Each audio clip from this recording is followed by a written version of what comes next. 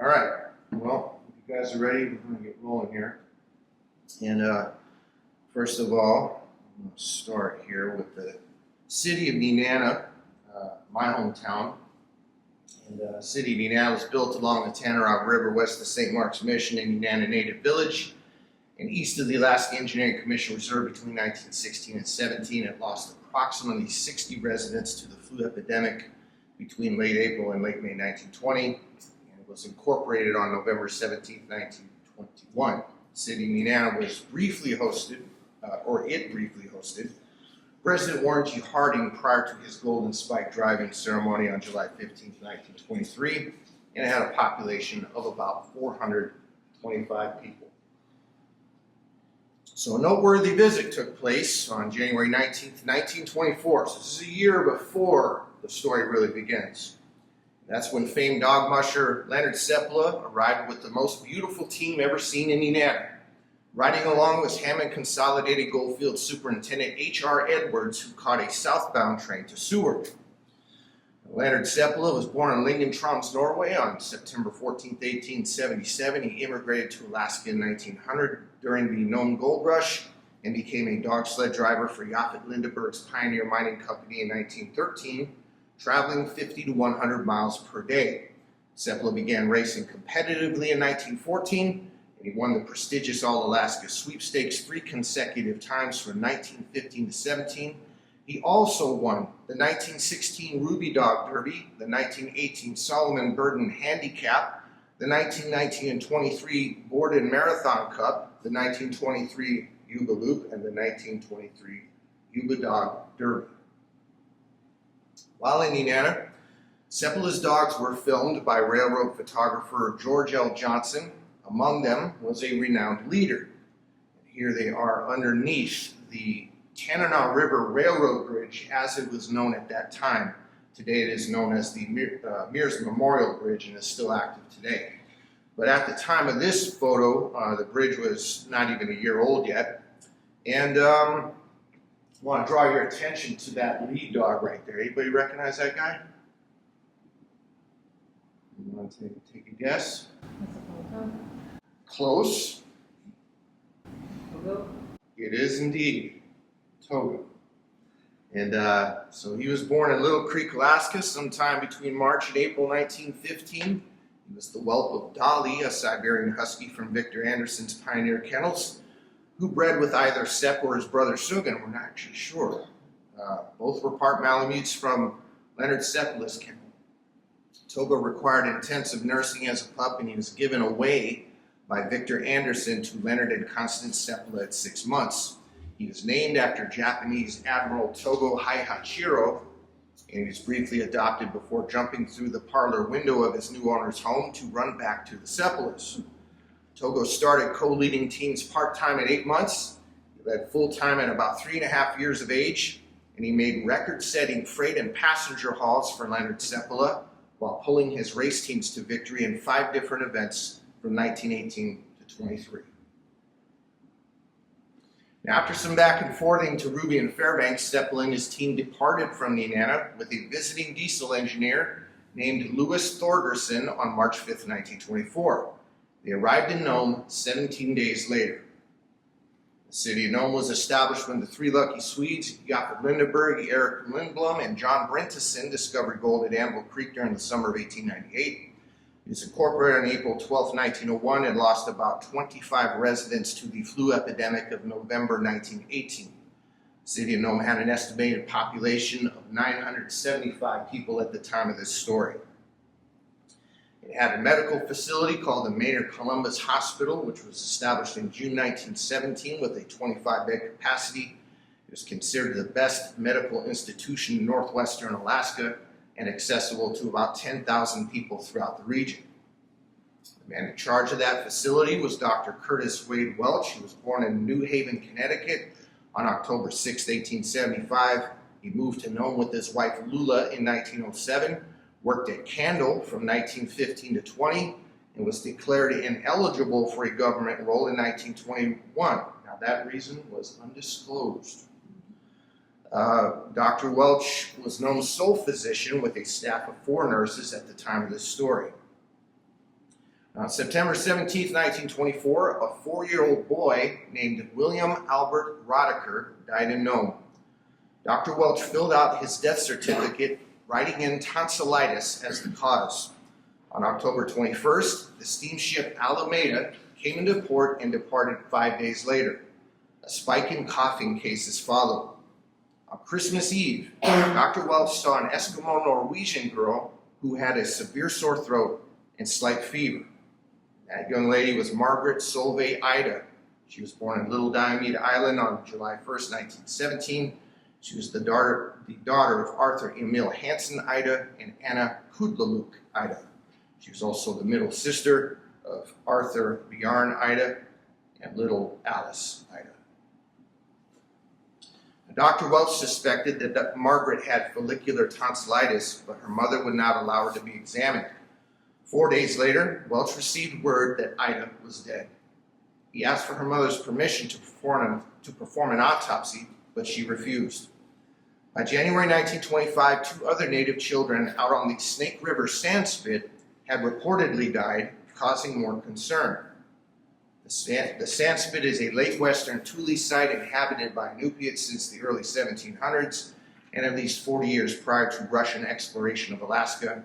It lost at least 162 residents to the flu epidemic of November 1918, and it became site of the U.S. Army's construction of Nome Harbor a year later. The sand spit was occupied by about 455 people in 1925. Now, on January 20th, 1925, Dr. Welch checked in on a 3-year-old patient named Billy Barnett at the Maynard Columbus Hospital. The boy was admitted nearly 2 weeks earlier with a sore throat, swollen glands, fever, and fatigue. Within days, Barnett developed thick gray lesions in his throat and nasal membranes. The bloody ulcers on his tonsils and in his mouth drew immediate concern from Welch's lead nurse, Emily Mary Morgan, who was born in Leon, Kansas on March 7, 1878. She graduated from nursing school in St. Joseph, Missouri, and worked in missions throughout India.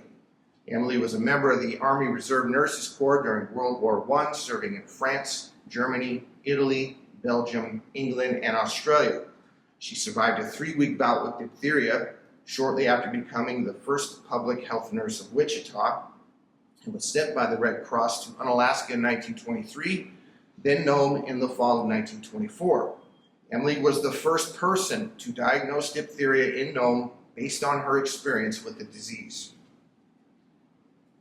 Diphtheria is a highly contagious bacterial disease that most commonly infects the nose and throat and less commonly infects the skin. Symptoms usually occur 2 to 5 days after exposure, but can range from 1 to 10 days.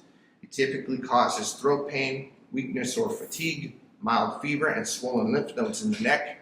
It can also lead to sepsis, myocarditis, acute kidney failure, liver failure, pneumonia, inflammation of the nervous system, and paralysis. Diphtheria fatalities occur from either necrosis of the heart and liver or constriction of the airways. Dr. Welch had 80,000 units of 6-year-old diphtheria antitoxin on hand, but was concerned it had become unstable over time. The antitoxin was made up of concentrated proteins containing antibodies obtained from the blood of horses that had been immunized against the diphtheria toxin. It was discovered by Emil von Behring and Shibasaburo Kitasato in 1890, then introduced to hospitals in 1894, which led to a rapid decline in mortality rates. And before that, the mortality rates were around 69 to 75%. Dr. Welch's concern for possibly harming Billy with the dated serum was such that he opted for old-fashioned remedies. He gave him stimulants to strengthen his heart against the onslaught of toxin, which circulated in the bloodstream and attacked the vital organs. He also swabbed the child's throat with chloride of iron to effectively break up the lesions. Billy's outward condition improved to nearly normal before taking a terrible turn for the worse at 4 p.m. He suffocated to death by 6 p.m. On Wednesday morning, January 21st, 1925, Dr. Welch was awakened to the news that 7-year-old Bessie Stanley, Eskimo daughter of Henry Stanley, had taken seriously ill at the sand spit. He went to see the little girl whose symptoms were dire. In a desperate bid to save her life, Dr. Welch injected Bessie with 6,000 units of the old antitoxin. She passed away later that evening. Meanwhile, Welch returned to his apartment, told his wife Lula what was happening, and phoned Mayor George Maynard to arrange an emergency council meeting at the hospital.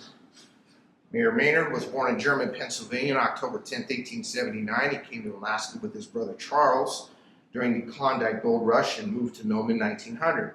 He eventually became publisher of the Nome Nugget newspaper and helped establish the Maynard Columbus Hospital, which was partially named after him. Maynard was elected to office by a 2-vote margin on April 18, 1922, and he would serve 7 consecutive one-year terms. Now, among those to meet with Dr. Welch and Mayor Maynard were Hammond Consolidated Goldfield Superintendent Mark Summers, Attorney Hugh O'Neill, and Judge Gudbrand Joyce Gilbert Lohman, who previously served as mayor. Welch explained to all in attendance that Nome had a diphtheria epidemic on its hands, and every child was at risk. Furthermore, he only had enough old serum for 6 patients and needed 1 million fresh units to fight the epidemic. That said, the council established a temporary health board with the power to act independently of the town. Mayor Maynard, Dr. Welch, and Summers became its principal members. The council agreed to lock down the town straight away and meet every evening until the threat was gone. Afterward, Dr. Welch went to the U.S. Signal Corps telegraph station and had urgent bulletins sent to all points of Alaska, including Governor Scott Bone's office in Juneau and Washington, D.C. This is Welch's telegram to D.C., which says, "An epidemic of diphtheria is almost inevitable here. I'm in urgent need of 1 million units of diphtheria antitoxin. Mail is the only form of transportation. I have made application to Commissioner of Health of the territories for the antitoxin already. There are about 3,000 people in the district." Meanwhile, Mayor Maynard composed a notice that was posted all over town and published in the Nome Nugget. An excerpt from that report reads, "An epidemic of diphtheria has broken out in Nome, and if the proper precautions are taken, there is no cause for alarm. On the other hand, if parents do not keep their children isolated from other children, the epidemic may spread to serious proportions." Despite their attempts to contain the disease, the health board had acted too late.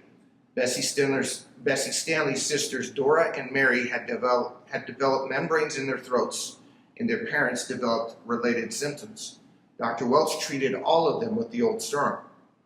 He then received a call from a young teacher and superintendent of schools named Lars Renning, who had a fever of 99.6 and an ulceration on his throat. Renning's wife also complained of a sore throat, and both worried how it might affect their 2-month-old son. Dr. Welch came over to examine the infant, who appeared to be in good health. Sensing the Rennings had been exposed to the virus, he placed both parents under quarantine and, because they were young and strong, did not give them any serum. Dr. Welch was already feeling overwhelmed and exhausted, with the next available physician being 400 miles away. At his suggestion, the health board appointed Emily Morgan as quarantine nurse. She soon found herself putting up red and black warning signs throughout the neighborhood. Despite these efforts, one miner in need went to visit the red light district. Morgan treated several women there as a result. She also visited many families and sick children who took ill on the sand spit. One young Eskimo girl named Mary died between visits, and Morgan did everything possible to help the child's grieving father finish her wooden casket. On late Saturday evening, January 24th, she and Dr. Welch went to the health board with about 20 confirmed cases of diphtheria and at least 50 others still at risk. The board had been briefed on Dr. Welch's desperate message to Washington.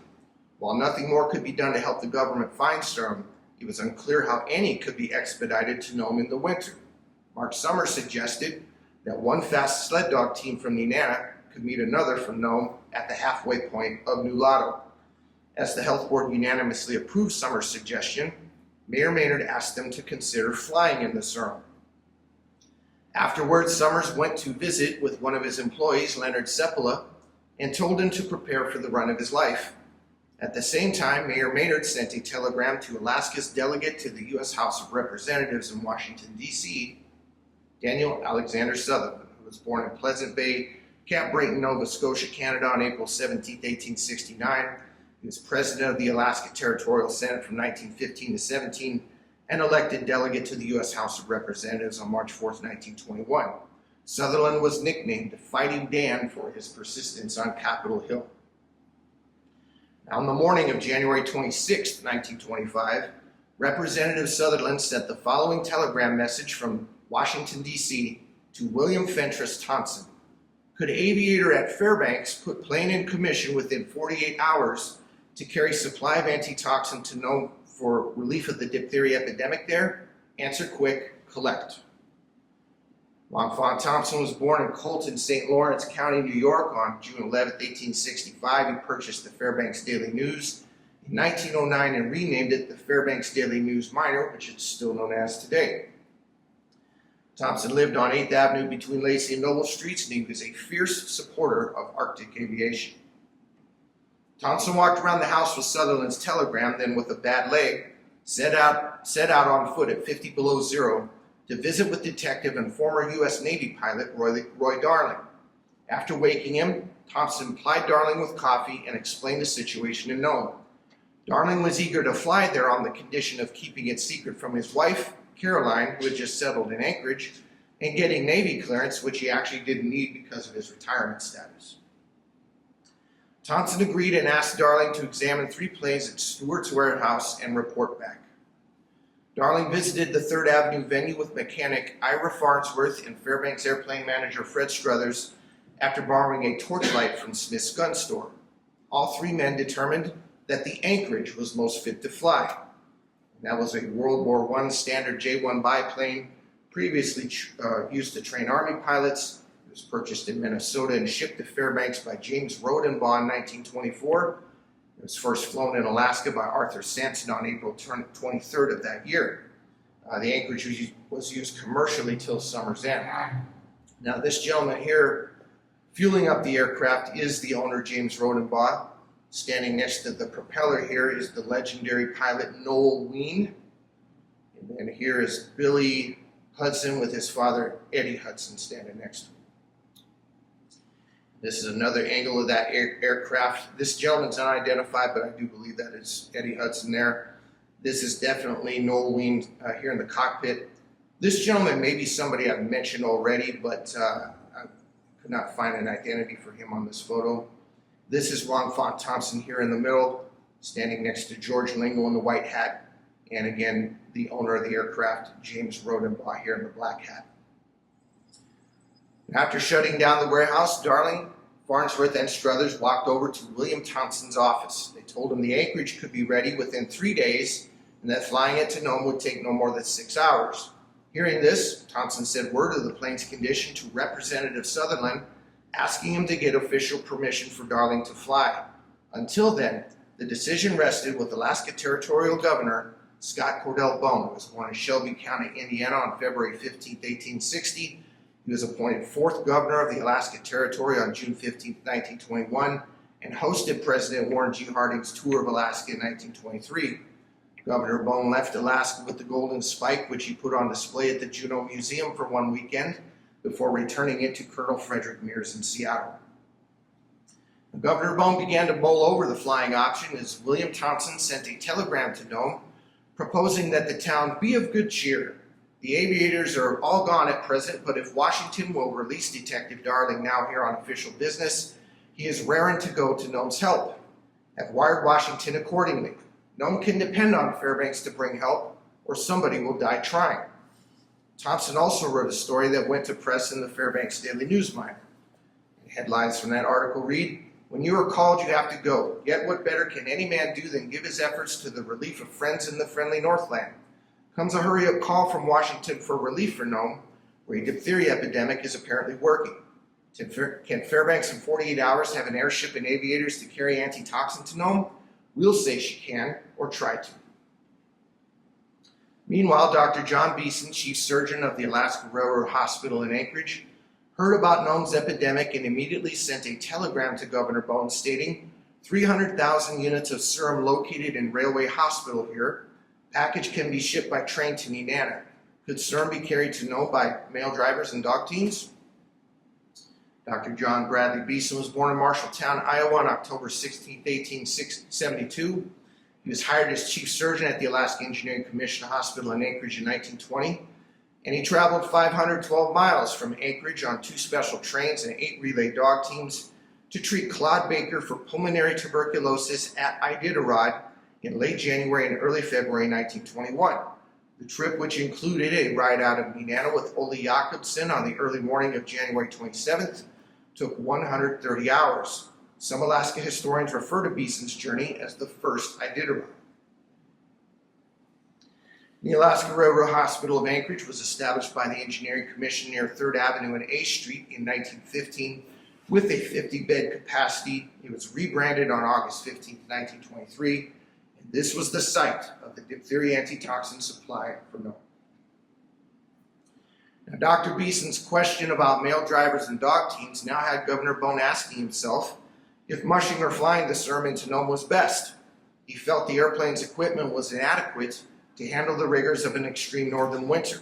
Its engine, for instance, was cooled by water, which would have been unreliable at 50 below zero.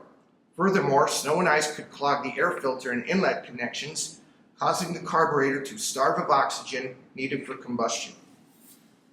Governor Bone also questioned Roy Darling's experience and was worried that if his plane went down, Nome's chance to fight the epidemic would go with it. On the other hand, a mail drive between Nenana and Nome could end in serious injury or death. While leaning toward the most weather-tested option, Bone's mind was apparently made up during a telegram exchange with Representative Sutherland, who wires the following. Serious epidemic diphtheria at Nome necessitates rapid transportation of antitoxin from Nenana to Nome. Have you any fund to pay for relaying dog teams from Nenana to Nome, or would you join me in assuming obligation to be met by Alaska legislature? Answer quick. Bone responds, antitoxin from Nome going forward, maximum of speed relay dog teams from Nenana, territorial fund available. Now, following his exchange with Representative Sutherland, Governor Bone directed Dr. Beeson to prepare the antitoxin immediately and send it to Nenana by train. Beeson quickly found a serum container, padded the inside of it, enclosed 30 10,000 unit vials of antitoxin, and wrapped the container with a heavy quilt.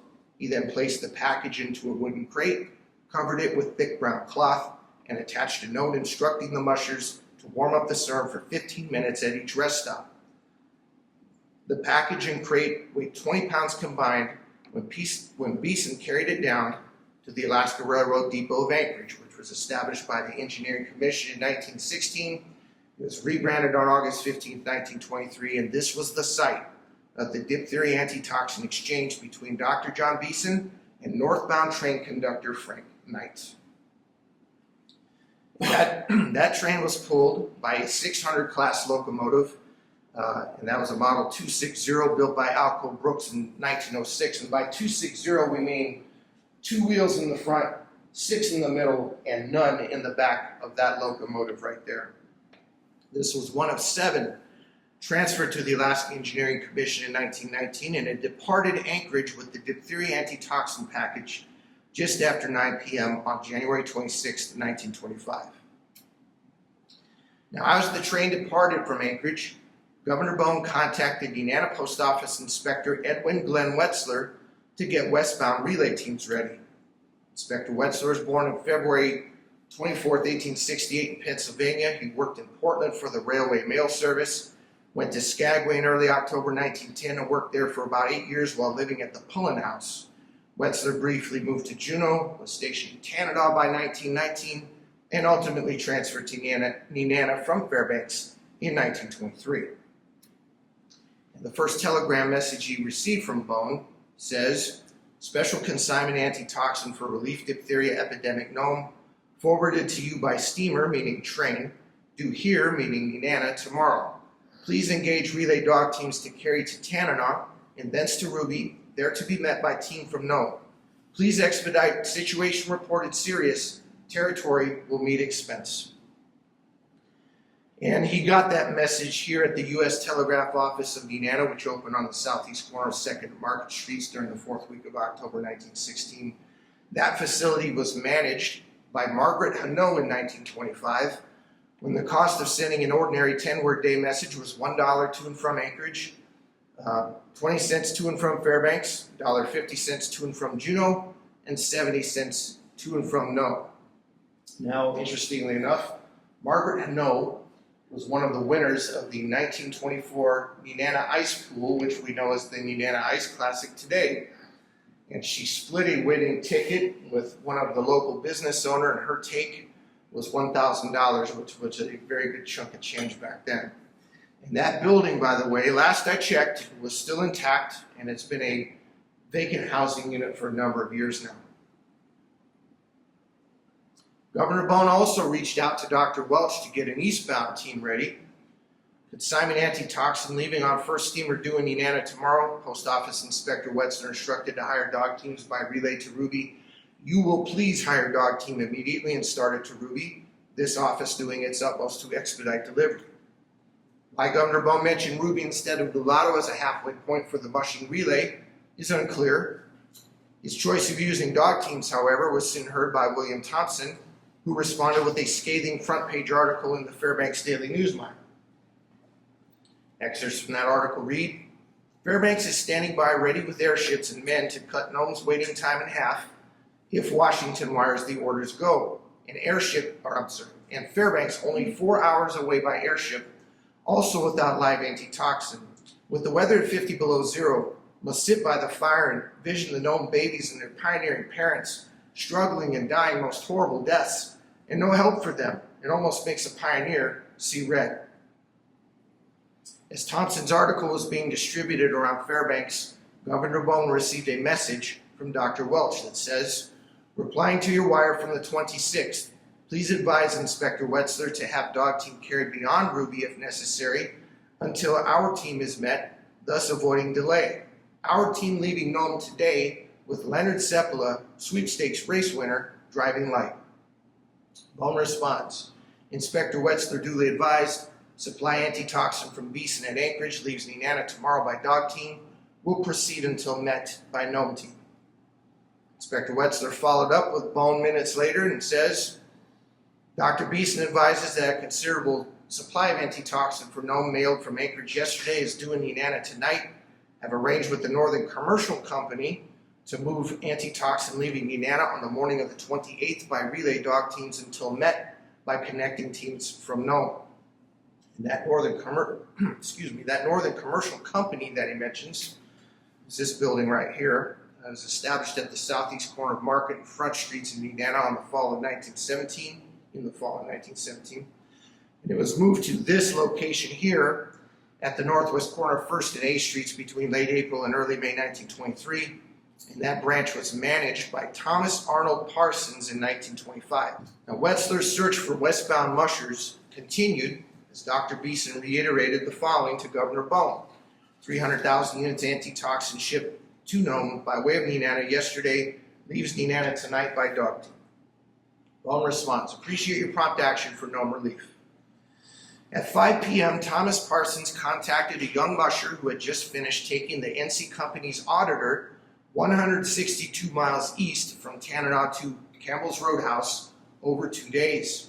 And that was Edgar Calland, who was born in Callans, Alaska on October 18, 1904. He grew up at the Calland Roadhouse, owned by his father Harry till age 7, and moved to Tanana with his family for schooling in 1911.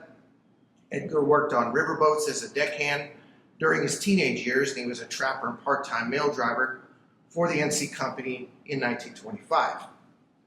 Campbell's Roadhouse was established as the Minto Roadhouse sometime around 1905 and located on the north bank of the Tanana River, 30 miles west of Nenana. Now, Calland had just hung up his gloves to dry when Parsons instructed him to return to Tolovana and wait. He got started in 60 below zero weather and was halfway done with his 22-mile trip when Inspector Wetzler approached an old friend in Nenana about participating in the relay. That was Willard James Wild Bill Shannon. He was born in Constable, New York in 1892, joined the cavalry in Texas as the Mexican Revolution got underway, became a prison guard upon discharge. He then moved to Fort Gibbon, Alaska, where he enlisted for the Great War, served stateside as a quartermaster sergeant in the 14th Infantry Regiment from June 1919 to March 1920, and returned to Alaska as a married man. Shannon purchased a dog team to haul freight and passengers, prospected at the foot of Mount McKinley for 3 winters, and led the Smith Geological Party's teams into the Arctic, before returning early to mine at Kantishna in the summer of 1924. Now, Wetzler told Shannon about the situation in Nome and explained that the diphtheria antitoxin package was already en route via train from Anchorage. When asked to mush the serum to Tolovana the next morning, Wild Bill lived up to his nickname earned at Fort Gibbon. "Hell, Wetz, if people are dying, let's get started," he said. Governor Bone was updated accordingly. Shannon leaves at 9 p.m. NC Company have arranged to drive day and night until Nome team met. Bone responds, "Yours 27th satisfactory. Have dog team proceed until met by Nome team, leaving today. Appreciate your prompt action." Leonard Seppala did not leave Nome that day, as Dr. Welch and Governor Bone indicated, but was ready to depart at any time. Back in Nenana, Wild Bill Shannon selected which dogs would take him to Nenana.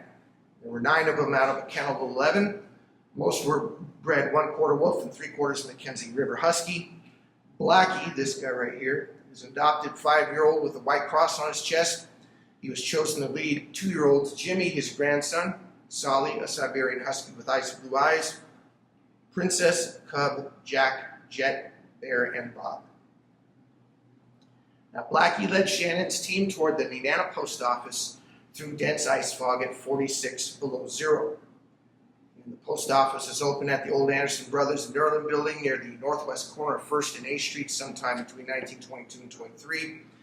It was adjoined to the Northern Commercial Company's north wall. You could see the O from the Northern Commercial Company right there. And this was occupied by Postmaster Martin J. Martin and Post Office Inspector Edwin Glenn Wetzler in 1925. And it was a common staging area for dog teams, as you can see. But in Shannon's case, his team would have been facing the opposite direction of this team, so toward the hill as opposed to away from it. Now, after setting his brake, Shannon walked half a block to the depot and entered just before 9 p.m. He waited impatiently for the train from Anchorage as a small crowd gathered to see him off. The attendees included his wife Anna and a 5-year-old boy named Al John.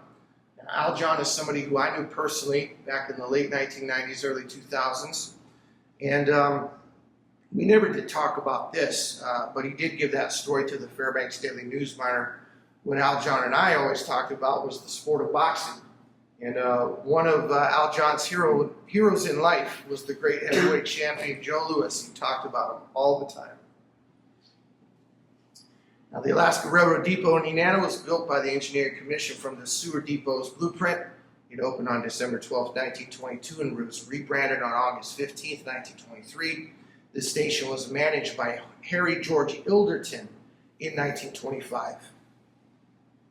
At about 10:30 p.m., those standing outside of the depot began to hear the locomotives approach, which occurred as Edgar Callan's 5.5-hour trip to Tolovana ended.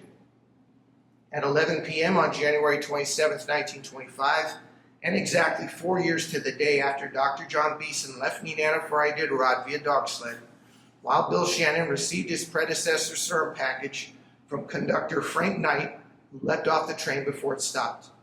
Shannon took the cargo back to his sled, tied it down, double and triple checked the harnesses and lines, and made sure his emergency gear was in order. Once satisfied, he mounted the runners, released the brake, and took off from the post office. Within seconds, Shannon's team hooked a left in front of the depot and paralleled the railroad tracks for a minute before crossing over them at the bend. As they approached the confluence, Shannon turned his team across the Tanana River ice into northwest Nenana, where the shortcut mail trail to Campbell's Roadhouse, established in 1922, began. The pathway, however, was badly broken up by horse traffic. Risking serious injury to himself and his dogs, Shannon yelled "Ha!" to Blackie and took a left turn back onto the Tanana River. And this is a look at that pathway that I just described in yellow, starting here at the post office, hooking a left in front of the depot, paralleling the railroad tracks until crossing over them at the bend and crossing the Tanana River into northwest Nenana, assuming that mail trail until diverting back onto the Tanana River. Now, temperatures dropped by several degrees as the team successfully maneuvered around drum ice and overflow for the next 8 miles. Suddenly, Blackie made a sharp turn to avoid a significant black hole, which nearly toppled Shannon off his sled but saved the team. 4 or 5 hours into the run, Cub, Jack, and Jet were visibly exhausted but remained on the line. Bear also began to falter as temperatures kept dropping. With his face growing numb and one of his big toes now frozen, a sluggish Shannon stopped the dogs, got off his sled, and ran to the front of Blackie. The team kept pace as he began to jog, which got the blood flowing back into his limbs.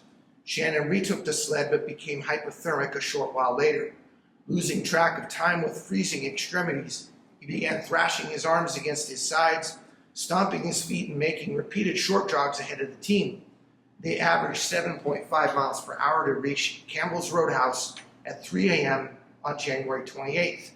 Shannon brought the serum package to the front door where a thermometer read 62 below zero. And meeting him there was Johnny Campbell. He was born in Dublin, Ireland on October 18th, 1867. He was a blue-eyed redhead according to family, and immigrated to the United States from Dawson City, Canada by crossing the port of 40 Mile with his dog team around February 15th, 1904. Johnny arrived in Alaska as an unmarried trader and cook and established the Minto Roadhouse, later known as Campbell's Roadhouse. And he was in the process of becoming a naturalized U.S. citizen at the time of the story. And after years of petitioning, he finally got in about a year after this story took place. And when I was given the original version of this story to the folks in Nenana, the native chief there, Donald Charlie, walked up to me afterward and he told me, "That's my grandfather." Now, Campbell saw that Wild Bill's face was partially blackened by frostbite. He also noticed the blood-stained mouths of Cub, Jack, and Jet. Without delay, Johnny took Shannon inside, where it was 112 degrees warmer, but still only 50 above zero. He poured Wild Bill a hot cup of coffee and sat next to a sheet iron stove. The serum container was unwrapped and dangled from the rafters to share the warmth. Campbell then went outside to lead Shannon's dogs to a lean-to style shelter where they were fed and rested. Initially, Wild Bill was too tired and cold to eat, but found an appetite near the end of his 4-hour stay. He went to check on his dogs after 6 cups of coffee. At 6 a.m., Mark Summers called Leonard Seppala at his home in Little Creek with instructions to head east. He was expected to make a 630-mile round trip from Nome to Nulato. Seppala put 19 dogs in harness as a few of his neighbors came to see him off. He said goodbye to his wife Constance and daughter Sigrid, then headed out in 20 below zero weather with Togo running free as a loose lead. 3 miles east of Little Creek, another crowd gathered to watch Seppala and his team take Front Street Nome to a passageway of shacks before disappearing from view on the beach trail at 7 a.m. Around the same time, Wild Bill Shannon departed Campbell's Roadhouse in darkness with only 6 of his original 9 dogs on the line, including Bear, who was still looking weak. Cub, Jack, and Jet were left behind to recover. Temperatures rose to 56 degrees below zero by daybreak as Shannon walked behind Blackie and ahead of the rest of his team for an additional 22 miles. They averaged 5.5 miles per hour to reach the Tolovana Roadhouse by 11 a.m. And the roadhouse was built by Henry and Ida Martin as a 3-room structure in 1924. So when Wild Bill Shannon came in with the diphtheria serum package, this section of the building right here did not exist at the time. That was added a year later. Now, Shannon and his dogs were completely spent as Edgar Calland and the Martins helped them settle in. The serum package was warmed up for Calland before his departure to Hot Springs. And the Tolovana Telegraph Station, which was located directly behind the roadhouse, there's a signal corps operator on duty there who sent a message to Edwin Wetzler in Nenana stating, "Antitoxin departed Tolovana, 11 a.m. Wetzler repeats that message to Governor Bone and adds, "Dr. Welch in Nome suggests that the consignment from Juneau go forward by regular mail service, instruction awaited." Now, Wetzler's mention of a consignment from Juneau refers to an additional 125,000 units of antitoxin gathered from small communities near the capital city. He was wrapped in a 12-pound container and shipped north by regular mail that day. Meanwhile, Edgar Calland mushed 31 miles to Hot Springs in 56 below zero weather. His 7-dog team waded through slushy overflow before finishing with ice-crusted legs at 5:45 p.m. Upon arrival, Calland's gloved hands were frozen around the birchwood handlebar of his 16-foot mail sled. The Hot Springs Roadhouse owner used boiling water to help pry him loose. Calland stayed overnight to rest his dogs for a 54-mile return to Nenana the next morning. Daniel Leander Green was born in Marina Bonaventure, Quebec, Canada on December 11, 1881. He owned and managed the Hot Springs Roadhouse, where he received the Anchorage diphtheria serum package from Edgar Calland on January 28, 1925. He started his 28-mile run to Fish Lake just after 5:45 p.m. and averaged 6.8 miles per hour to finish by 10 p.m. Johnny Folger was born in the Yukon-Koyukuk region of Alaska on September 25, 1889. He participated in the first Tanana Chiefs Conference with U.S. government officials, which took place at the George C. Thomas Memorial Library in Fairbanks from July 5 through 6, 1915, and received the Anchorage diphtheria serum package from Dan Green at Fish Lake on January 28, 1925. Folger started his 26-mile run to Tanana just after 10 p.m. and averaged 9.06 miles per hour to finish by 1 a.m. the next morning. Now these estimates, by the way, at least for this first serum run, I've taken two numbers and averaging them together. One number includes the 15-minute rest stop that was recommended to warm up the serum. The other number does not include that 15 minutes rest stop because I am not convinced that they stopped and warmed up that serum at every stop. So I take those two numbers, average them together, and that's what you get for this first serum run. It's a different story for the second one. So as Johnny Folger was on the trail, this Daily Alaska Empire report went to press. It says Delegate Sutherland has obtained Department of Justice permission for Roy S. Darling, Department investigator and former Navy flyer, to fly from Fairbanks to Nome to carry 1 million units of antitoxin, which will leave Seattle on Saturday, but advice of the Navy Department must be asked first. Sutherland said flying conditions are favorable and landing at Nome could be made on the ice.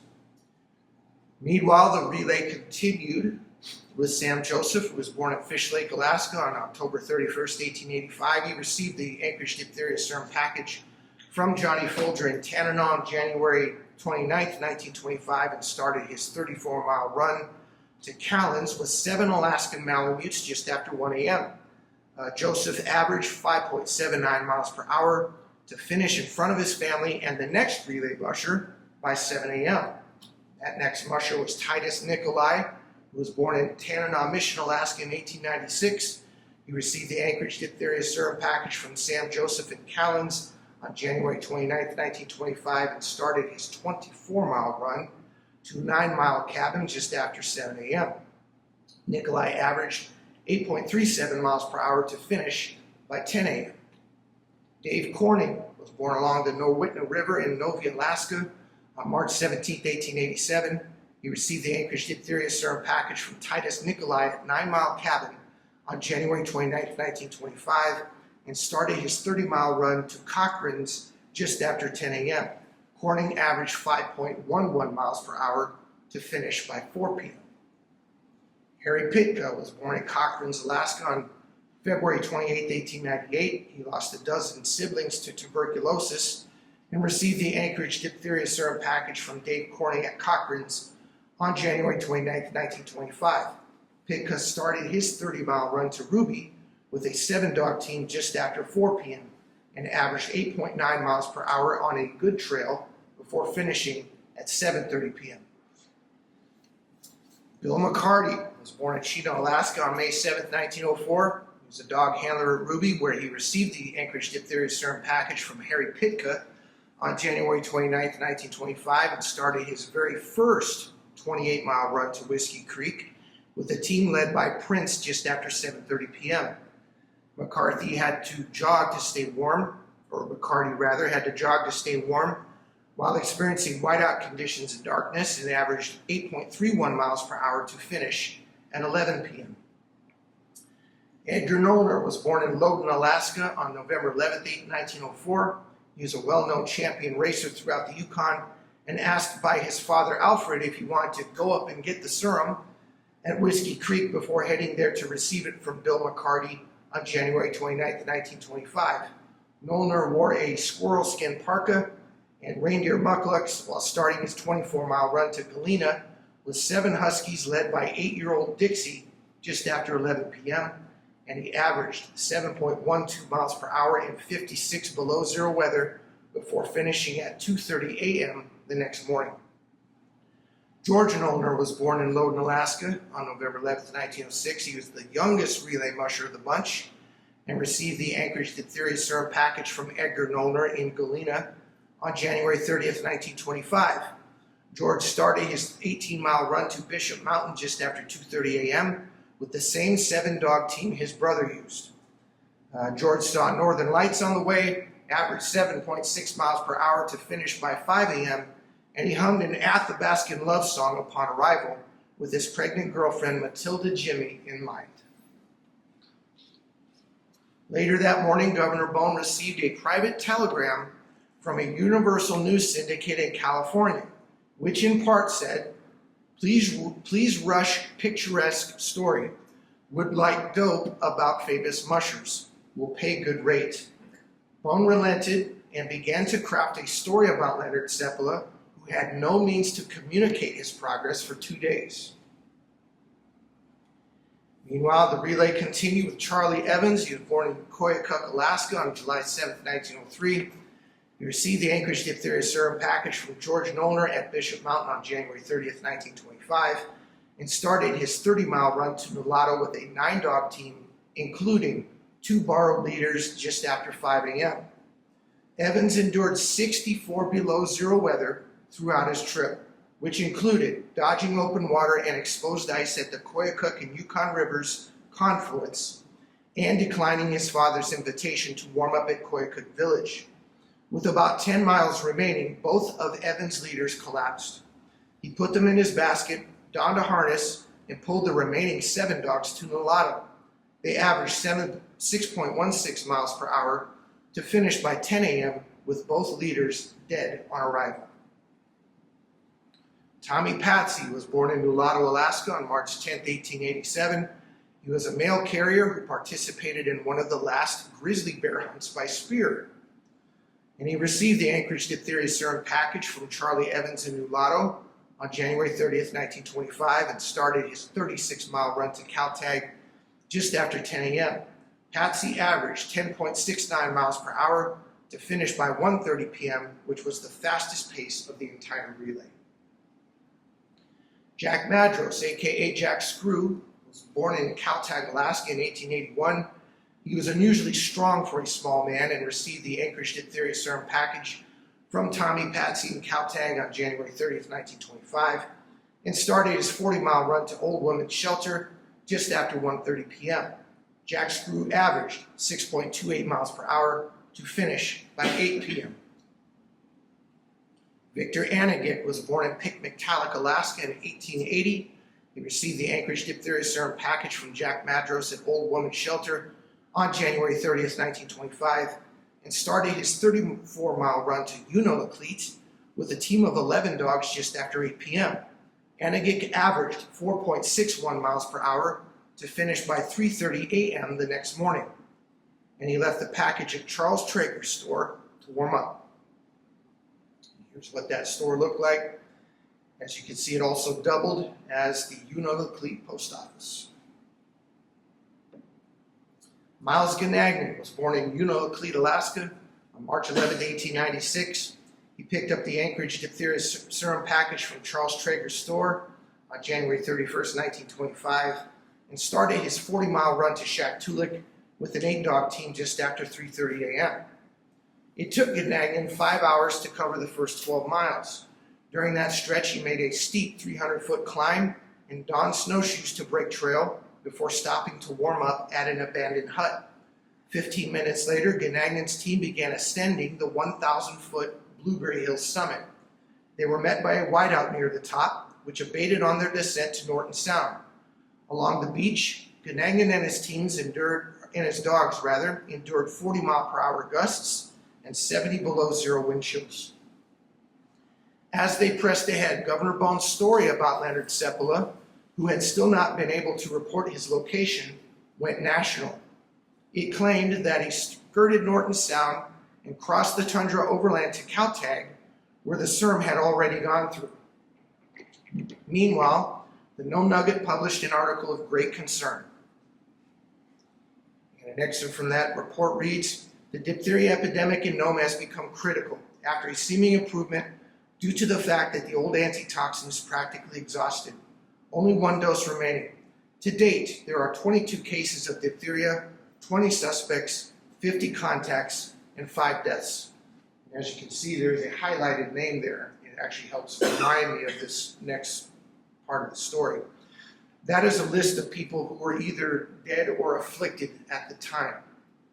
And one of the afflicted was Sigrid Seppala, who was born in Entwistle, Parkland County, Alberta, Canada, on September 19th, 1916. She was adopted by the Seppalas at age 2 after her mother, Felicie Haustrom, Leonard's sister, died in California.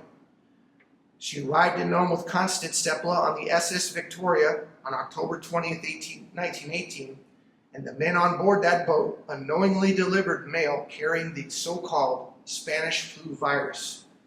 So for another month and a half beyond that, about 750 people perished after that boat landed. And Constance Seppala was quite ill herself for several weeks before she finally recovered.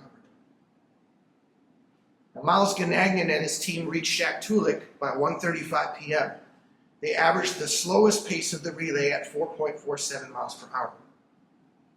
Henry Ivanov was born in Unalakleet, Alaska, in July 1897.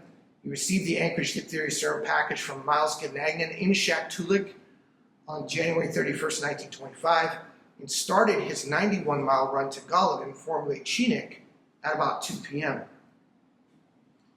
Within minutes, Ivanov encountered a reindeer on the trail and stopped his dogs as they fought on the line to get at it. While he untangled them, Leonard Seppala and his team approached from a distance. They covered 170 miles in 3 days. 2 of Seppala's dogs were strategically dropped during that stretch, and he intended to report his progress back to Nome once reaching Shaktoolik. But Ivanov ran toward him as he tried to bypass the scene with a word of greeting. After hearing, "Sir, turn back," Seppala changed course. As you can imagine, it takes a little while for him to turn around that team. If you ever mush dogs, you know what I'm talking about. Now, while receiving the Anchorage antitoxin, Seppala learned that Sigrid had taken ill and that his boss, Mark Summers, added more drivers to speed up the relay. One of those drivers was Ed Rohn, who was born in Washington Island, Door County, Wisconsin, on June 8, 1874. He prospected at Anvil, Dexter, and Number 11 Creeks with his brothers Frank and Fred during the late 1910s, and he won the 1924 Yuba Loop, Hastings Creek, and Borden Marathon Cup races to gain recognition as Alaska's fastest dog musher. Rohn drove 21 miles from Nome to stage his team at Point Safety on January 31st, 1925. Another musher recruited by Summers was Gunnar Kaasen, who was born in Bufordalen, Troms, Norway. On March 11, 1882, he immigrated to the United States in 1903 and assisted Leonard Seppala at the Hammond Consolidated Goldfields in Nome. Kaasen asked Constance Seppala's permission to use 13 of Leonard's company business dogs after being appointed for the Serum Run. He chose Balto to co-lead with Togo's brother, Fox, and he mushed 53 miles from Nome to stage at Charlie Olson's Roadhouse in Bluff. And that dog pictured with Kaasen is indeed Balto. He's a 45-pound black and white Siberian Husky mix born in Nome, Alaska around the year 1919. He was named after northern Sami explorer Samuel Johansen Balto and raised in one of Leonard Seppala's kennels. He was neutered at 6 months and occasionally tested for racing but primarily used to pull freight. Charlie Olson was born in Sweden in 1874. He immigrated to the United States at age 19 or 20. He established Olson's Roadhouse in Bluff and owned a team of 7 Malamutes led by Jack. Olson was instructed by Gunnar Kossin, per Mark Summers' orders, to mush 25 miles to Golovin on January 31st, 1925. Leonard Seppala started for Golovin at about 2 p.m. and went back across the open ice of Norton Sound against Mark Summers' orders. Once reaching Isaac's Point, he spent the night at Nitrick's Kennel.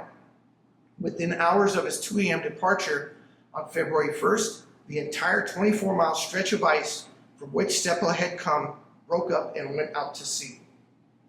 Togo and young Scotty continued leading his team over several peaks, culminating with the 1,200-foot Little McKinley Mountain. They averaged 7.07 miles per hour while enduring 30 below zero temperatures with wind chills reaching 85 below zero.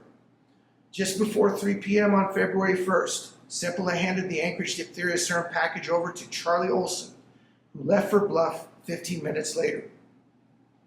Olson and his team were repeatedly blown off trail while enduring wind chills of 70 below zero or colder. One gust of hurricane force threw them into a snowdrift. Olson dug himself out and untangled his dogs before proceeding. The life-threatening weather persisted as Dr. Welch called a meeting with the Nome Health Board. Urging safety over speed of the shipment, he asked them to stop the relay. They unanimously agreed. Mayor Maynard had a phone operator patch him through to Pete Curran at the Solomon Roadhouse. Curran was told that when Gunnar Kossin arrives, he should be ordered to remain in Sullivan until the storm breaks. Another call was made to the Point Safety Roadhouse, where Ed Rohn complied with the stoppage. He eventually phoned back with a report of 80-mile-per-hour gusts, swirling the snow so that it was impossible for man or beast to face the storm. The line went dead afterward. Charlie Olson averaged 5.72 miles per hour en route to Bluff. He entered his roadhouse at about 7:30 p.m. to the surprise of Gunnar Kossin. Olson's team also limped in with rabbit fur blankets wrapped around their genitals. 2 of the dogs suffered badly frozen groins. Olson told Kossin about his run and cautioned him to hold off, which he did until 10 p.m. Gunnar just went for it after that. Balto and Fox led his team through 70-mile-per-hour winds in darkness. They ran along the Topcock River and traversed several ridges, culminating with the 486-foot Topcock summit. Kossin meant to check in at Solomon's Roadhouse afterward, but missed it by 2 miles. Had he gone back, Pete Curran's message from Mayor Maynard would have stopped the relay.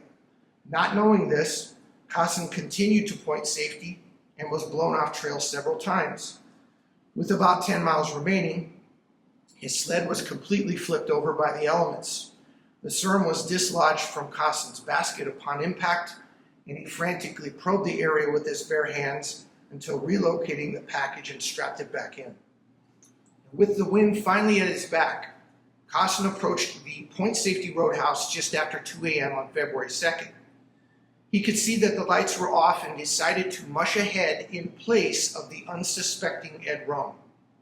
Kossin averaged 7.07 miles per hour to finish his 53-mile run to Nome at 5:30 a.m.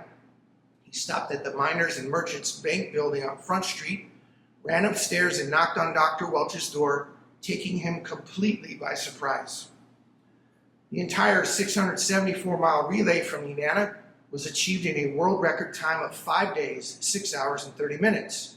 It took an additional 5.5 hours to thaw the serum. There are no photos or additional film footage of Kossin's arrival as it happened. A reenactment, however, took place at sunup. Here is the reenactment being filmed.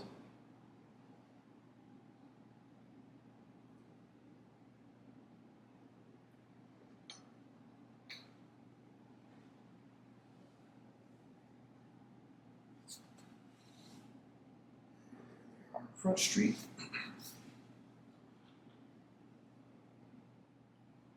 The second half of that. that film.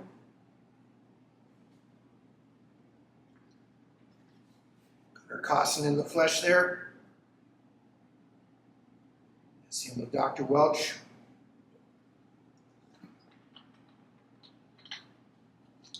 And in the middle of your screen, that is Emily Mary Morgan. There's Emily Mary Morgan next to Dr. Welch.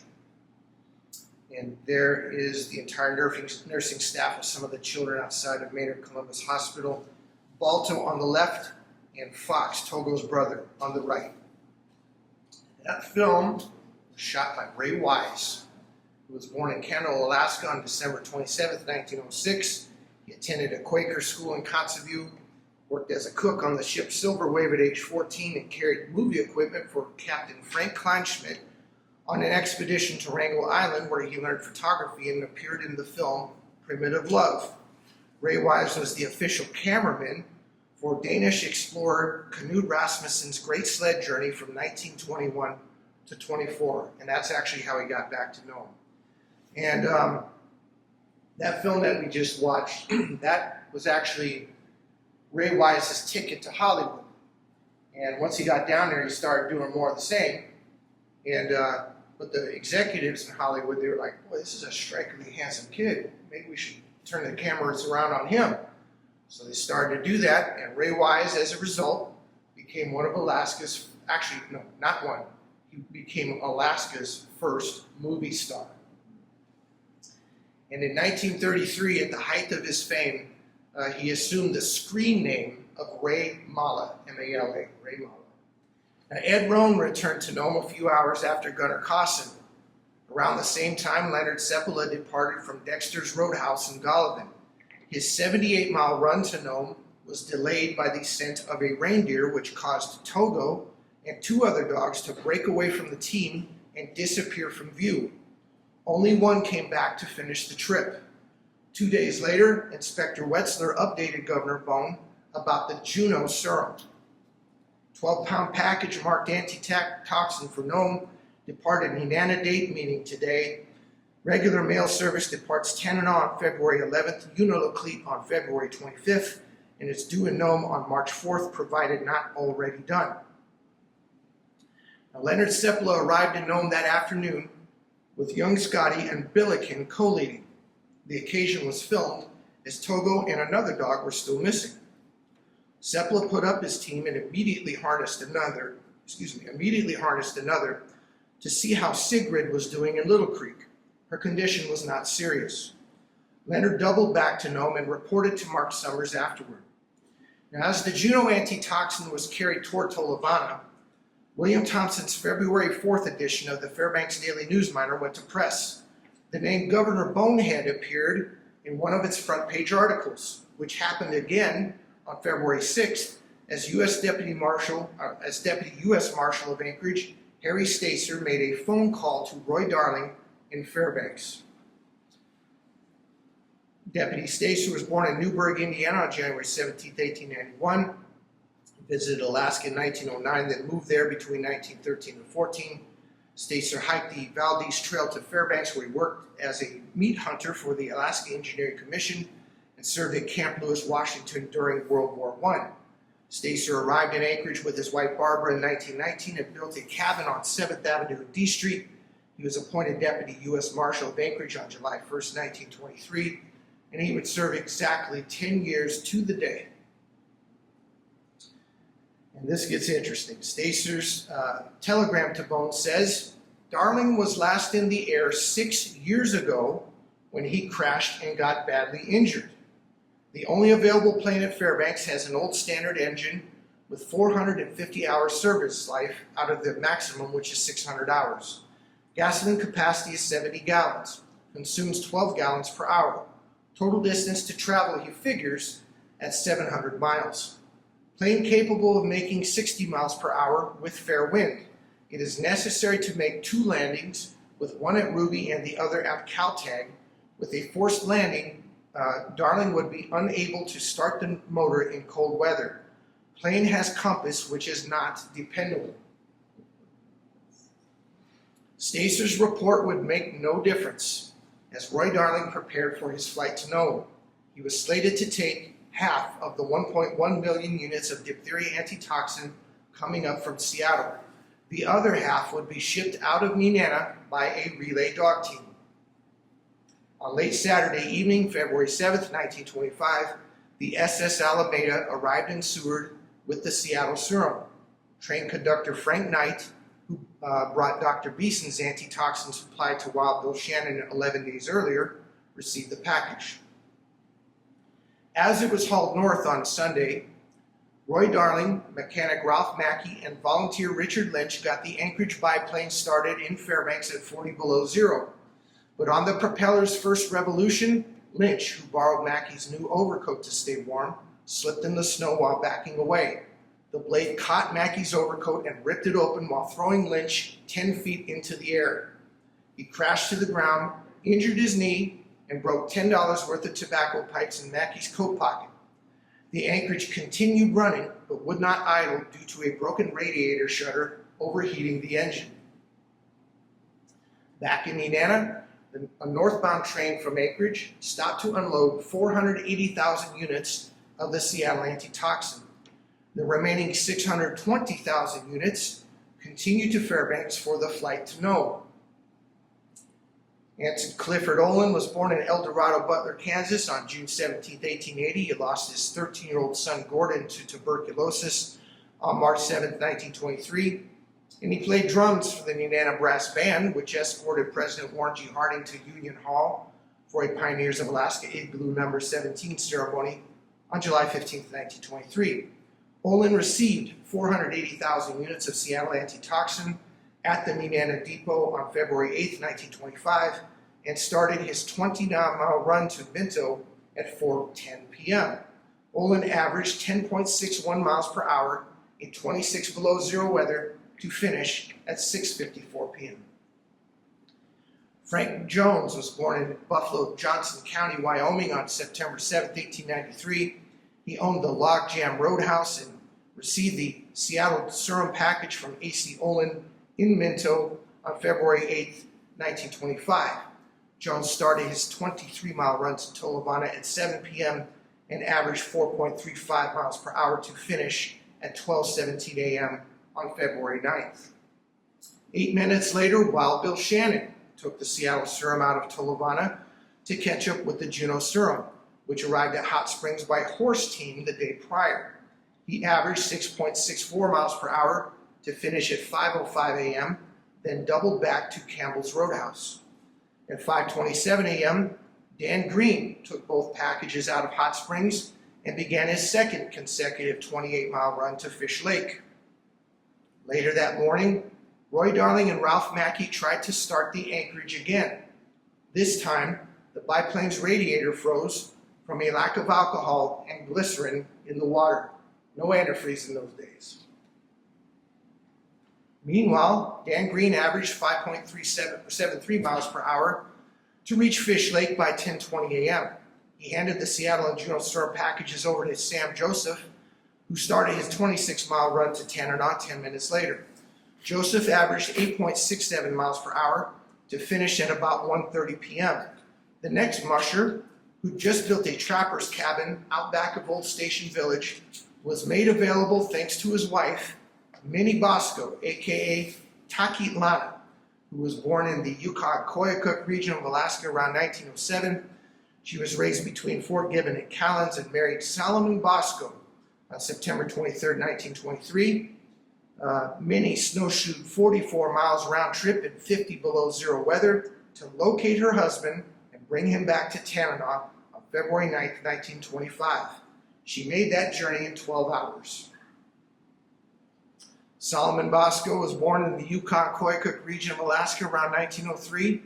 He was a fisherman, hunter, and trapper who received the Seattle and Juneau Serum packages from Sam Joseph in Tanana on February 9, 1925, and started his 34-mile run to Callens with a 7-dog team at 1:50 p.m.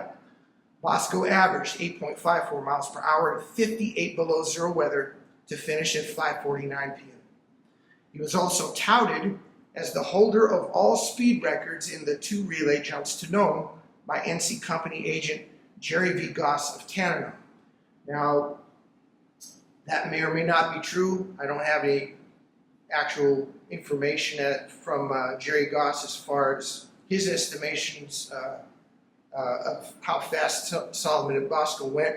I only have the official report, so Goss could be correct, or he could be a hype man. But either way, he spoke for Bosco in many instances, and one main reason is because Bosco did not speak English at all.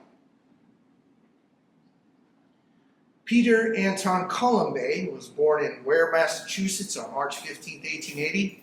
He received the Seattle and Juneau Serum packages from Solomon, Bosco, and Callens on February 9, 1925, and started his 24-mile run to 9-mile cabin at 6:14 p.m.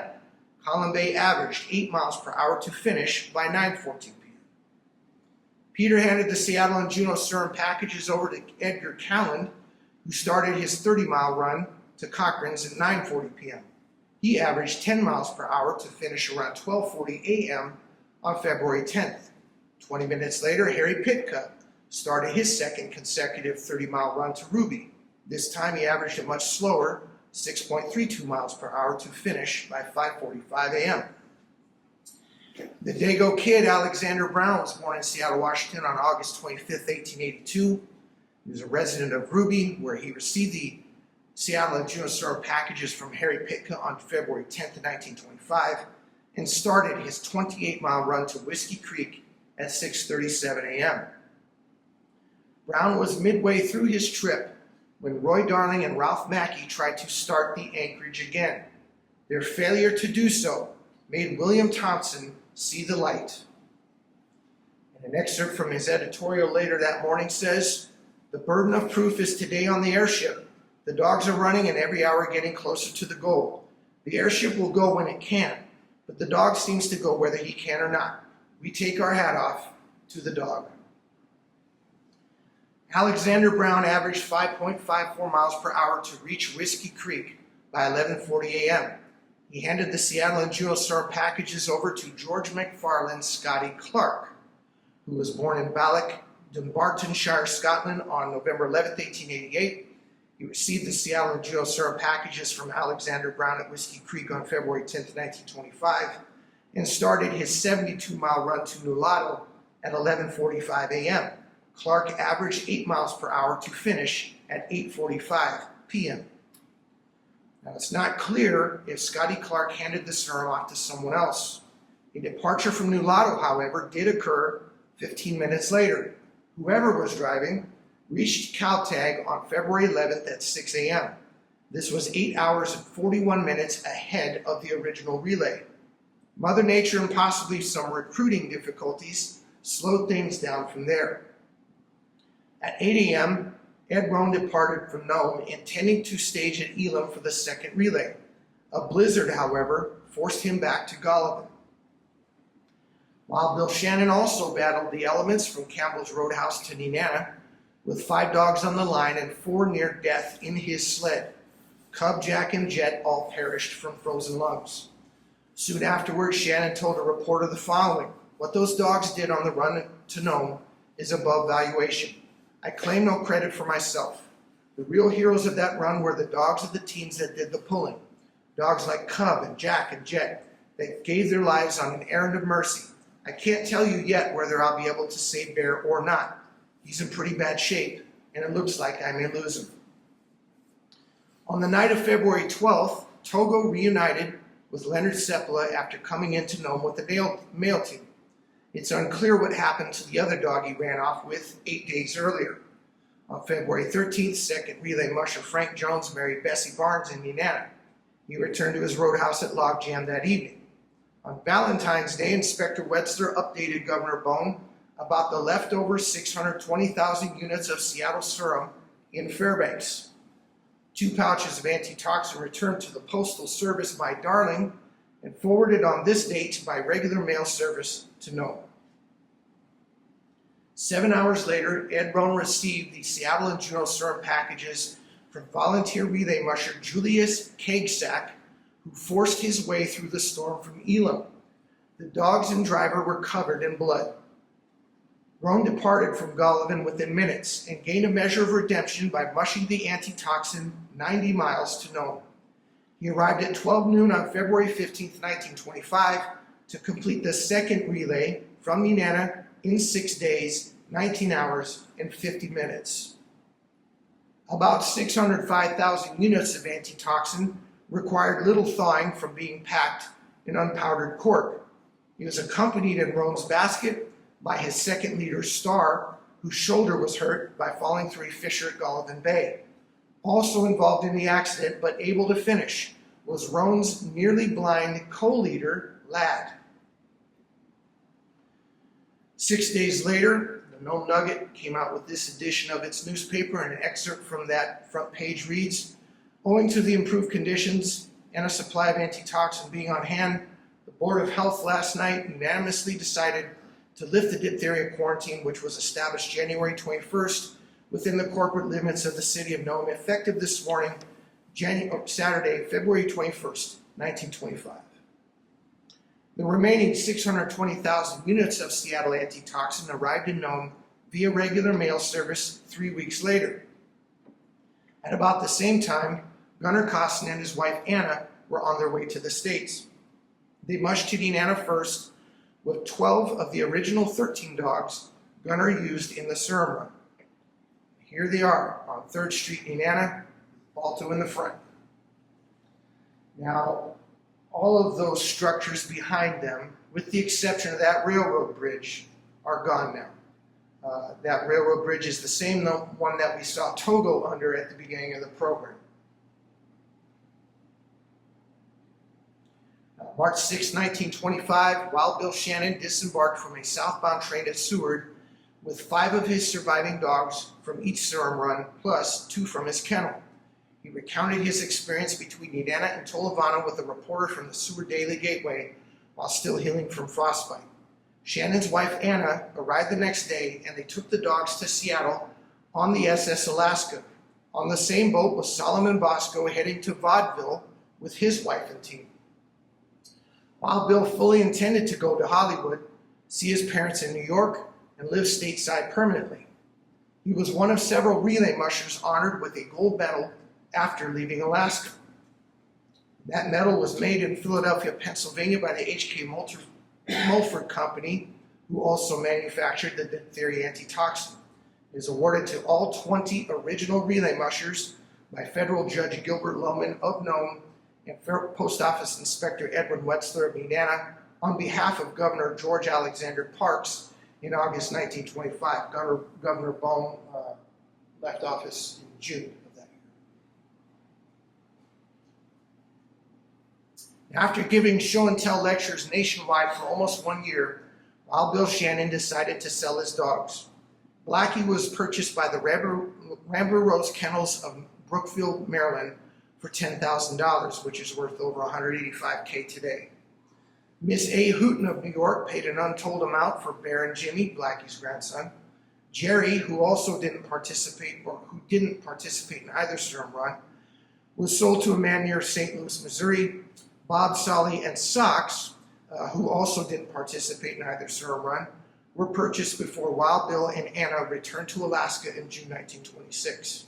And these newspaper clippings cover Wild Bill Shannon's foray through the states. And I'll just roll through them here.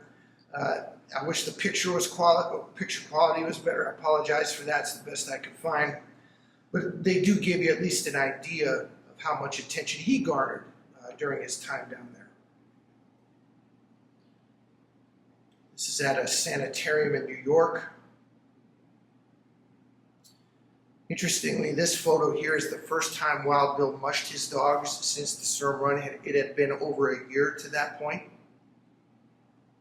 This is from that same sequence, different newspaper, same sequence. Wild Bill Shannon returned to Nenana with his wife and continued prospecting. In the late summer of 1926, he staked extensive deposits of high-grade silver-bearing copper ores immediately north of Mount McKinley, now Denali. The vein reportedly measured up to 200 feet wide for a distance of over 6,000 feet. Shannon also discovered a deposit of quicksilver ore, but none of it made him wealthy. On September 3, 1927, his mother Mary was killed and his father Edward critically injured from a head-on car crash in New York. 2 years later, Wild Bill was nearly tracked down by a large grizzly bear in the Kantishna. Luckily, his dog's hair stood up just in time for him to turn around, see the Bruin, and shoot it dead. On June 1, 1937, Shannon was married to Cora Blanche Mitchell of Fairbanks by U.S. Commissioner William Nelson Groudon. 2 months later, he struck gold on the left limit of Muldrow Glacier. On December 26, 1937, a small chimney fire was put out at Wild Bill's Fairbanks home on 629 3rd Avenue, which is where Bobby's downtown is today. He was arrested there while suffering from pneumonia on April 1, 1938. According to Deputy Marshal Pat O'Connor, brother of former Nenana Mayor Joe O'Connor, 2 shots were fired from a high-powered rifle inside the residence. Shannon was held on $1,000 bail for public drunkenness, then arraigned 4 days later by Commissioner Groudon. Julian Allen Hurley represented Wild Bill as he pled not guilty to the charge of assault with a deadly weapon with intent to kill his wife. Shannon entered the Fairbanks Federal Jail on April 7th until his $2,000 bond was met. On June 27, 1938, he traveled to McKinley Park with U.S. Smelting Company geologist Dr. Ralph Tuck, who examined Wild Bill's quartz property near Muldrow Glacier. Not long after that, Shannon disappeared. During the 3rd week of July 1941, Cora Mitchell, Charles Brown, and Ole Fisher found skeletal remains at Slippery Creek while staking claims in the Kantishna. They reported their findings to Deputy U.S. Marshal John J. Buckley of Fairbanks.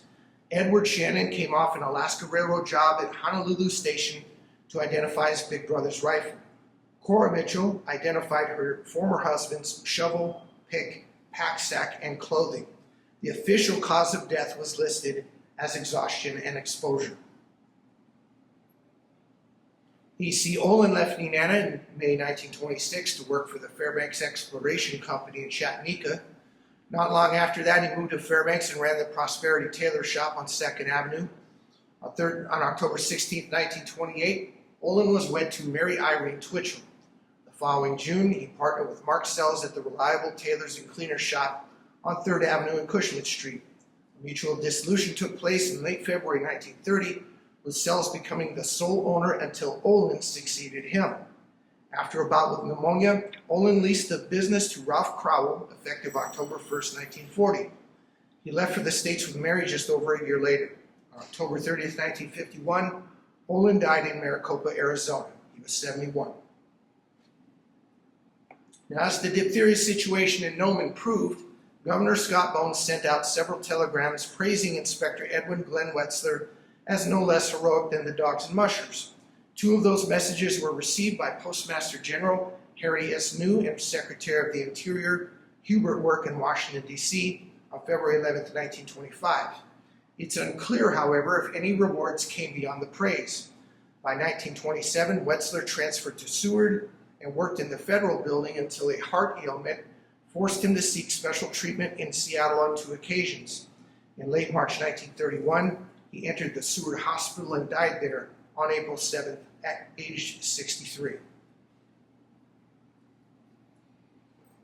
Now, Dr. Curtis Wade Welch continued practicing in Nome until June 1926, when he traveled to Nenana and took charge of the Martha Angeline Hospital boat. He worked on the vessel, providing medical care for communities along the Tanana Yukon rivers for the remainder of that summer, which ended back at Nenana. The Martha Angeline was a gasoline-powered screw-propelled vessel built in the early 1910s. It was originally used on the lower Yukon to haul fish for Frank Kern's cannery and also carried freight on the Anoka River. The Angeline was purchased by the Alaska Railroad in the early 1920s, and it was acquired by the Alaska Department of Education and remodeled into a hospital boat in 1926. By June 1927, Dr. Welch returned to Nome with his wife Lula and worked 2 more years until the climate affected his health. He settled in Santa Barbara, California, but returned to Nome each summer to fill in when the town doctor went on vacation. A review of Nome's medical records from 1924 showed that Dr. Welch changed William Roddiker's cause of death from tonsillitis to diphtheria. It also suggested that the epidemic wasn't identified early enough. Welch's license was revoked for non-payment of the annual occupation tax on September 21, 1934. He died from a self-administered overdose of morphine on December 14, 1948, at age 70. His former lead nurse, Emily Mary Morgan, was posthumously inducted into the Alaska Women's Hall of Fame on February 28, 2013. Now, February 21, 1985, the Daily Sitka Sentinel, a Fairbanks Daily Newsminer, reported that an 84-year-old Eskimo from Unalakleet named John Allier claimed to have a role in the Serum Run. His story was backed up by several Bering Strait elders, including Flora Allier and Hazel Katongan. John said that he was living in Shaktoolik when Henry Ivanov, whose team had gone after reindeer meat, hurriedly recruited him with instructions to mush the antitoxin package toward Isaac's Point. Allier did so with an 11-dog team and traveled 70 miles before meeting Leonard Seppala near Moses Point. The distance covered suggests that John went around instead of across Norton Sound. Seppala never asked Allier's name as each man fed their dogs and ate lunch before proceeding to Elam in tandem. John returned to Shaktoolik afterward and never reported his trip to the government because he could not read or write. 5 years after Allier's story was made public, the Iditarod Sled Dog Committee named him an honorary musher at the start of the 1989 event. No amendments, however, were made to the original Serum Relays mushing order. The two most important people to corroborate John's story have been gone for years. Henry Ivanov was just 36 when he and 7 others died aboard the motor ship Good Hope near Cape Prince of Wales on October 11, 1933. Leonard Seppala died in Seattle, Washington on January 28, 1967, following a 2-week coma from a brain hemorrhage. He was 89. John Allier was 99 years old when he died in Unalakleet on October 12, 1999. And I just want to quickly give a special thanks to the following.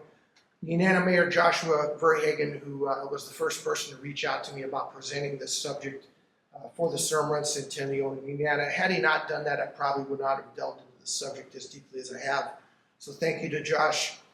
Aaron Birdmeister, who was there for that first showing of the program, and a very impressive Iditarod veteran, came up to me afterward and was very complimentary, but he also referred me to a terrific documentary that I will refer you guys to as well. It's called Icebound, the greatest dog story ever told. It is absolutely fantastic, available on YouTube. John Toothaker, I gotta thank John because it was his idea for me to come down here and present my case, which I did to Mr. Treat. I met Zane. I just showed him on my phone and said, hey, I got these 2 slideshows that you might be interested in. I just zipped through them real quick with him right in the middle of the library there, and he was interested enough to have me, so I appreciate you having me twice this season, Zane. I really appreciate it. Jeff Hatwell, who I've been corresponding with for the past month. Jeff Hatwell, he put a book out on Togo last year. It's the most definitive, thorough story on that dog you can possibly imagine. And he's been very helpful in me lining up the chronology of this story. And I highly recommend this book. It's based on the life of Togo. And it has a lot of other stuff in there too on Leonard Seppala, on both Serum Runs and so on and so forth. So I highly recommend his book, and thank you to Jeff. Cheryl Thompson, who is the director up at the Carrie M. McLean Museum in Nome, she was the one that gave me permission to use that photo of Togo underneath the Tanana River Railroad Bridge at the beginning there. We had a really great discussion, and I'm hoping to do this presentation for her up in Nome here pretty soon. So that said, this has been brought to you by both Nenana History page and the Wasilla Public Library. Both these entities can be found on Facebook. Here's the city or the library's web address if you don't have it already. And that, my friends, does it for this presentation. I hope you enjoyed it.